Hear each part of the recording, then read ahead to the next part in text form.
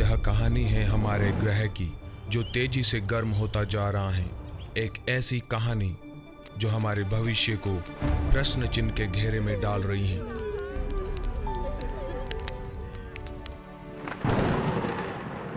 प्रकृति की खूबसूरती और उसकी अनमोल धरोहर जो धीरे धीरे हमारे हाथों से फिसल रही हैं।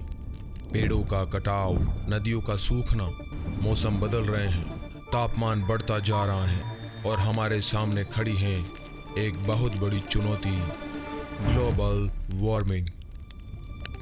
बर्फ के पहाड़ पिघल रहे हैं, समुद्र का जल स्तर बढ़ रहा है और अनगिनत प्राणी अपना घर खो रहे हैं। यह कहानी है हमारी धरती की जो हमें चेतावनी दे रही है कि हमें अब कुछ करना होगा। लेकिन हर अंधकार में एक किरण होती है। लोग जागरूक हो रहे हैं, परिवर्तन के लिए कदम उठा रहे हैं। हर छोटा प्रयास बड़ा बदलाव ला सकता है। आइए मिलकर एक बेहतर भविष्य की ओर बढ़ें, एक ऐसी दुनिया जहां हम और हमारी आने वाली पीढ़ियां सुरक्षित और खुशहाल रह सकें।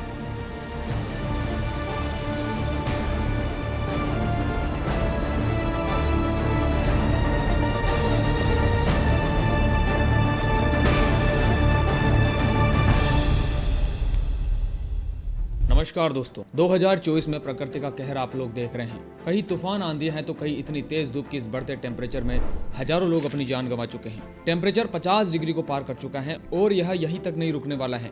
जब यह 60 डिग्री तक पहुंचेगा तो कोई व्यक्ति, जीव जंतु, पेड़ पौधे जिंदा नहीं बचेंगे। तूफान, बाढ़, सूखा और लू जैसी चरम मौसम घटनाएं ज्यादा बार होने लगेगी। बर्फ पिघलने से समुद्र का वाटर लेवल बढ़ जाएगा, जिससे तट के आसपास वाले कई शहर और द्वीप जल में समा जाएंगे। टेम्परेचर में ग्रोथ होने से फसलों की पैदावार कम होगी, जिससे फूड सिक्योरिटी को खतरा होगा। तटीय इलाकों के डूबने से करोड़ों लोगों को डिस्प्लेस्ड होना पड़ेगा। ऐसा संकट मैरीटाइम बॉर्डर कंट्रीज और उनके पड़ोसी देशों का इकोनॉमिक, सोशल एंड पॉलिटिकल ढांचा बिगाड़ कर रख देगा। ग्लोबल वार्मिंग की शुरुआत हो चुकी है दोस्तों। 2024 का ये टेम्परेचर सबको याद रहने वाला है। पृथ्वी का क्लाइमेट हमेशा बदलता रहा है। हजारों सालों में टेम्परेचर बढ़ता और घटता रहा है, लेकिन अब ये पहले से कई ज्यादा तेजी से हो रहा है और ग्लोबल वार्मिंग आज विश्व की सबसे बड़ी समस्या बनकर खड़ी है। इससे हम मनुष्यों को ही खतरा नहीं है, बल्कि इस धरती पर रहने वाले प्रत्येक जीवों के लिए भी खतरा बन चुका है। ग्लोबल वार्मिंग यानी पूरी पृथ्वी का टेम्परेचर अब बढ़ने लगा है। इन दिनों आपने भी महसूस किया होगा कि बाढ़, सूखा और तूफान की संख्या में अचानक वृद्धि हो गई है। क्या ये आपदाएं हमारे जीवन और समृद्धि को खत्म करने के संकेत नहीं है? आखिर इतना टेम्परेचर बढ़ने का क्या कारण है? 97% वैज्ञानिकों की सहमति है कि ग्लोबल वार्मिंग ज्यादातर इंसानों द्वारा निर्मित है और आप भी देख रहे हैं आसपास जो चीजें हो रही हैं वो बिल्कुल भी प्रकृति के नियमों के अनुसार नहीं है। अगर हम सब मानव मिलकर प्रकृति के नियमों के साथ छेड़छाड़ करते हैं तो प्रकृति हमें उपहार कैसे देगी? उसके कहर से फिर कोई नहीं बच पाएगा। पृथ्वी के एटमॉस्फेयर में 5 परत हैं, जिसमें एक का नाम ओजोन परत है, जिसे समतापमंडल कहते हैं। सूर्य से जो किरणें आ रही हैं उसमें कुछ खास तरह की अल्ट्रा वायलेट यूवी रेज होती हैं, जो अगर सीधे हमारे शरीर पर पड़े तो हमें कई तरह के रोग हो सकते हैं। पर ये अल्ट्रा वायलेट यूवी रेज हमें नुकसान न पहुंचाए, उसके लिए प्रकृति की व्यवस्था बड़ी अद्भुत है। अब होता यह है कि हमारे आसपास हवा में जो ऑक्सीजन गैस होती है, जो O2 के रूप में होती है, और सूर्य से आने वाली यूवी रेज जब ऑक्सीजन गैस से आपस में टकराती हैं, यानी O2 से टकराती हैं, तो ये इसे तोड़कर 2 छोटे छोटे ऑक्सीजन के टुकड़े O बना देती हैं। ये छोटे छोटे ऑक्सीजन के टुकड़े O फिर से दूसरे ऑक्सीजन गैस O2 से मिलते हैं और एक नई गैस बनाते हैं, जिसे ओजोन O3 कहते हैं। ये ओजोन गैस एटमॉस्फेयर में एक परत बना लेती है, जिसे हम ओजोन परत कहते हैं, और ये पृथ्वी के ऊपर लगभग 8 से 10 किलोमीटर पर स्थित होती है और ओजोन परत की मोटाई लगभग 20 से 30 किलोमीटर होती है। ये परत हमें सूर्य की हानिकारक यूवी रेस से बचाती है। इसके अलावा सूर्य के ताप से भी पृथ्वी को बचाती है। इससे होते हुए उतनी ही ऊर्जा पृथ्वी तक आती है जितनी यहाँ के पौधों और जीव जंतुओं के लिए पर्याप्त हो। ओजोन परत पृथ्वी के लिए एक छाते के रूप में कार्य करती है दोस्तों, जो हमें प्रोटेक्ट कर रही है। सोचो, अगर किसी कारण से ये ओजोन छाता कमजोर हो जाए या इसमें जगह जगह पर छेद हो जाए तो क्या होगा? सूर्य से आने वाली पराबैंगनी किरणें, हानिकारक यूवी रेज सीधे पृथ्वी पर प्रवेश करेगी। सूर्य की गर्मी से मानव जलेगा। तापमान बढ़ने से वन, पेड़ पौधे नष्ट होने लगेंगे, फिर सभी जीव जंतु नष्ट होंगे, पर्यावरण असंतुलित हो जाएगा। और सच्चाई यह है कि इन सब की शुरुआत हो चुकी है। WHO और अमेरिकन कैंसर सोसाइटी की एक रिपोर्ट यह कहती है कि अगर आप यूवी रेस के संपर्क में ज्यादा देर तक रहते हैं तो सनबर्न यानी स्किन का जलना, स्किन प्रॉब्लम्स, कैंसर, तेजी से उम्र बढ़ने, आंखों को नुकसान, इम्यून सिस्टम का कमजोर होना, डीएनए को नुकसान आदि कई रोगों की चपेट में वो आ सकता है। अब व्यक्ति काम करने के लिए बाहर तो निकलेगा ही, सारा दिन तो घर में बैठने से रहा। WHO का कहना है कि 2020 में पूरे विश्व में 1.5 मिलियन से अधिक त्वचा कैंसर के मामले और 1,20,000 से अधिक त्वचा कैंसर से संबंधित मौतें दर्ज की गई हैं। विश्व भर में लगभग 15 मिलियन लोग मोतियाबिंद के कारण अंधे हैं। इनमें से लगभग 10% UVR के संपर्क में आने के कारण हो सकते हैं। अब सवाल ये उठता है कि आखिर ये ओजोन लेयर टूटने के पीछे का क्या रीजन है। CFC, chlorofluorocarbon, halogenated hydrocarbon, methyl bromide और नाइट्रस ऑक्साइड, ये वो गैसें हैं जिनसे ओजोन परत टूट रही है। 1974 में कैलिफोर्निया विश्वविद्यालय में एक शोधकर्ता ने अनुमान लगाया कि CFC, क्लोरोफ्लोरोकार्बन, आसमान के ओजोन परत को नष्ट कर रहे हैं।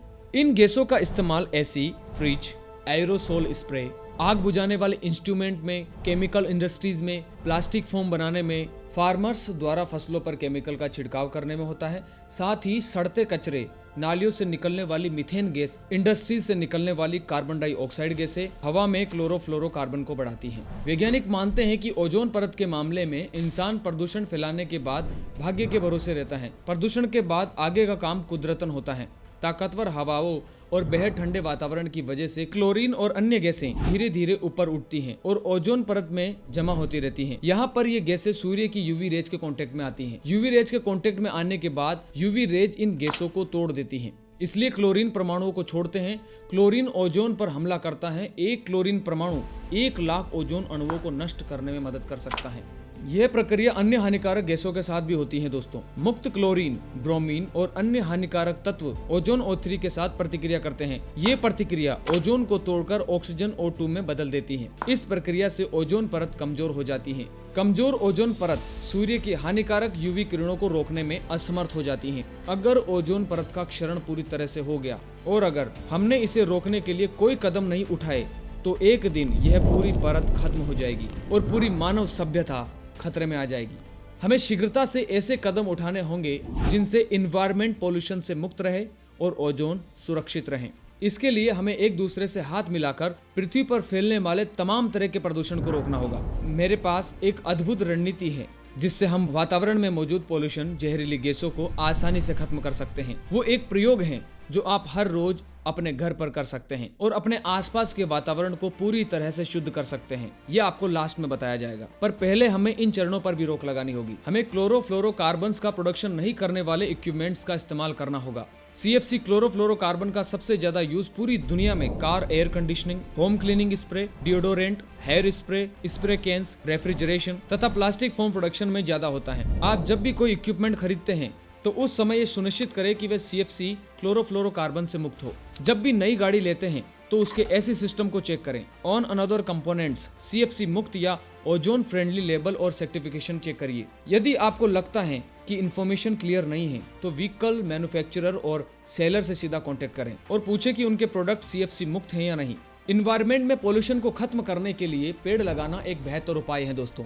अभी पेड़ लगाने की मुहिम लोगों ने YouTube, Facebook, Instagram पर छेड़ रखी है, जो कि बहुत अच्छी बात है। विश्व को 1 खरब से अधिक पेड़ों की आवश्यकता है। इंसान जिस तेजी से पेड़ों को काट रहा है उतनी तेजी से पेड़ नहीं लगा रहा है। पेड़ों को तेजी से बढ़ाने के लिए हमने एक पेटिशन तैयार किए हैं जो कि हमारे देश के प्रधानमंत्री नरेंद्र मोदी जी के पास जाएगा। इस पेटिशन में हमने मोदी जी से अपील की है महात्मा गांधी राष्ट्रीय ग्रामीण रोजगार गारंटी अधिनियम मनरेगा के तहत वृक्षारोपण गतिविधियों को एक महत्वपूर्ण हिस्सा बनाया जाए ताकि हम ग्लोबल वार्मिंग से बच सकें। पेटिशन का लिंक वीडियो के नीचे दिया गया है, आप इस पर साइन जरूर करें और लोगों को भी प्रेरित करें कि वो भी इसमें साइन करें ताकि हमारी इस मुहिम पर प्रधानमंत्री जी विचार कर सकें। वैसे व्यक्ति को एक पेड़ अपनी माँ के नाम अवश्य लगाना चाहिए और उसकी पूरी देखभाल करनी चाहिए। मैंने 50 पेड़ों को लगाने और उनकी देखभाल का जिम्मा लिया है। पेड़ लगाना एक बेहतर उपाय है, परंतु केवल पेड़ लगाने से इसका पूरा सोल्यूशन नहीं होने वाला। अगर कोई किसान या किसान के परिवार से ये वीडियो देख रहा है तो उनको मेरा एक संदेश है, विश्व में आने वाले संकट को अगर रोकना है तो खेती में पैदावार बढ़ाने के लिए किसी भी तरह की पेस्टिसाइड,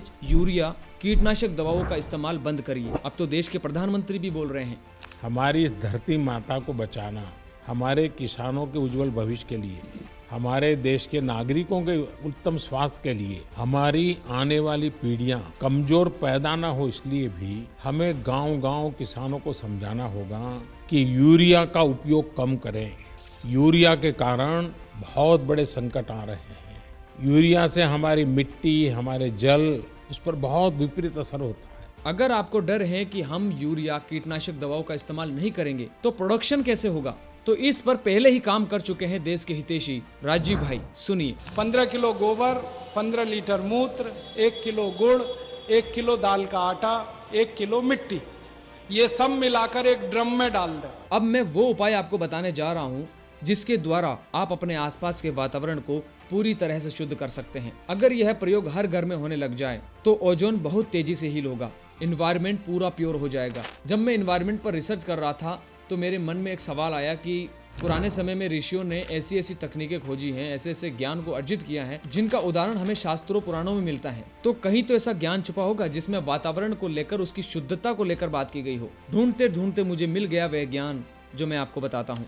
ये जो श्लोक आप देख रहे हैं ये यजुर्वेद का श्लोक है। इसका अर्थ है कि होम करने से वातावरण में मौजूद दुर्गंध युक्त वायु शुद्ध होती है और वातावरण पूरी तरह से शुद्ध होता है। और भी बहुत सारा ज्ञान प्राप्त हुआ।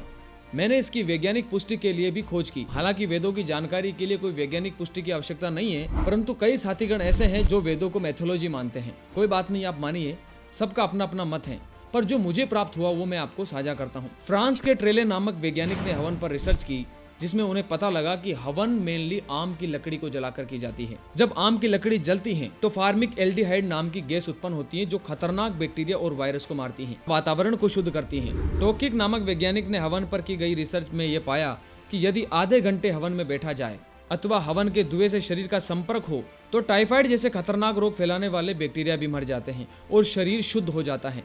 हवन की इंपॉर्टेंस को देखते हुए राष्ट्रीय वनस्पति अनुसंधान संस्थान लखनऊ के वैज्ञानिकों ने भी इस पर एक रिसर्च किया है कि क्या वाकई में हवन से वातावरण शुद्ध होता है और बैक्टीरिया नाश होते हैं। उन्होंने हवन सामग्री को एक बंद कमरे में जलाया जिसमें सुगंधित औषधियां, जड़ी बूटियां थी। उन्होंने पाया कि इस सामग्री का धुआं वास्तव में बैक्टीरिया को मारता है। उन्होंने विभिन्न प्रकार के धुएं पर भी शोध किया और देखा कि सिर्फ आम की लकड़ी मात्र 1 किलो जलाने से हवा में मौजूद बैक्टीरिया बहुत कम नहीं हो गए, किंतु उसमें जैसे ही उसके ऊपर आधा किलो हवन सामग्री डालकर जलाई गई तो 1 घंटे के भीतर ही कक्ष में मौजूद बैक्टीरिया का स्तर 94% कम हो गया। चंद्रशेखर नोटियाल, जो संस्थान में पौधों और माइक्रोब के परस्पर क्रिया का अध्ययन कर रहे हैं, उन्होंने कहा कक्ष के दरवाजे खोले जाने और सारा धुआं निकल जाने के 24 घंटे बाद भी बैक्टीरिया का लेवल नॉर्मल से 96% कम था। बार बार परीक्षण करने पर ज्ञात हुआ कि इस बार के धुएं का असर 1 माह तक रहा और उस कक्ष की वायु में बैक्टीरिया लेवल 30 दिन के बाद भी नॉर्मल से बहुत कम था। यह रिपोर्ट जर्नल ऑफ एथनोफार्माकोलॉजी के शोध पत्र में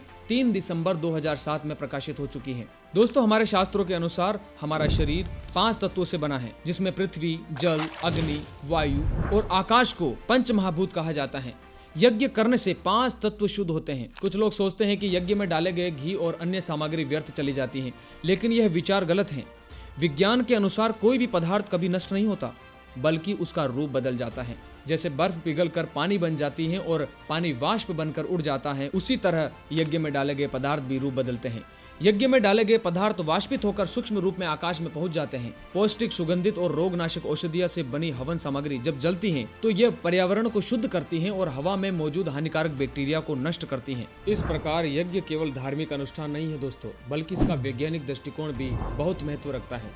हवन कैसे जहरीली हवा को शुद्ध करता है, इसका एक प्रमाण और आपको देते हैं। आपने भोपाल गैस कांड का नाम तो सुना ही होगा। 40 साल पहले 2 से 3 दिसंबर 1984 को देश में एक भीषण त्रासदी हुई जिसे भोपाल गैस कांड का नाम दिया गया।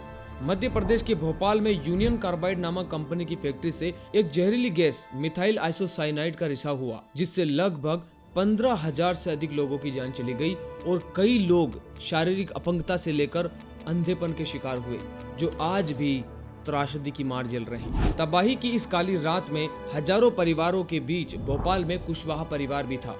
पेशे से SL कुशवाहा टीचर थे, उनके साथ उनकी पत्नी भी थी। चारों ओर से आ रही भगदड़ और भयावह आवाजों के बीच कुशवाहा दंपति भी डर गए, क्योंकि वो मंजर बहुत ही दर्दनाक था। कुशवाहा परिवार में रोज सुबह और शाम के वक्त अग्निहोत्र यज्ञ होता था। उस शाम भी हवन किया गया था, जिससे आसपास का वातावरण मिथाइल आइसोसाइनाइड गैस से मुक्त हो गया। घटना के कुछ दिन बाद जब सबको इस बात की जानकारी हुई, तो त्रासदी से बचे पीड़ित लोगों को ठीक करने और वातावरण में मिथाइल आइसोसाइनाइड गैस का प्रभाव दूर करने के लिए अग्निहोत्र यज्ञ किया जाने लगा और भी बहुत से वैज्ञानिक प्रमाण हैं जिन्हें आप गूगल करके पता कर सकते हैं। घर पर हवन कैसे करते हैं इसका PDF आपको डिस्क्रिप्शन बॉक्स में दिया गया है। आप कहेंगे तो हवन पर भी वीडियो बनाया जा सकता है। आने वाली वीडियो डिटेल में आप किस सब्जेक्ट पर चाहते हैं वो आप कमेंट करके जरूर बताइए। हम डीप कॉन्सेप्ट के साथ आपके सामने वीडियो प्रेजेंट करेंगे। आपको वीडियो कैसा लगा? अच्छा लगा हो तो वीडियो को लाइक करें। पहली बार वीडियो देख रहे हैं तो सब्सक्राइब करके बेल आइकन को जरूर दबाएं ताकि अगला फुल रिसर्च वीडियो अपलोड होते ही आप तक पहुंच जाए। वीडियो को अपने दोस्तों तक जरूर भेजें ताकि हम इस भीषण त्रासदी से बच सकें। दोस्तों, फेस रिवील के साथ मेरा ये पहला वीडियो है। अगर कोई गलती हो तो क्षमा करें। परमात्मा सबका मंगल करे। धन्यवाद।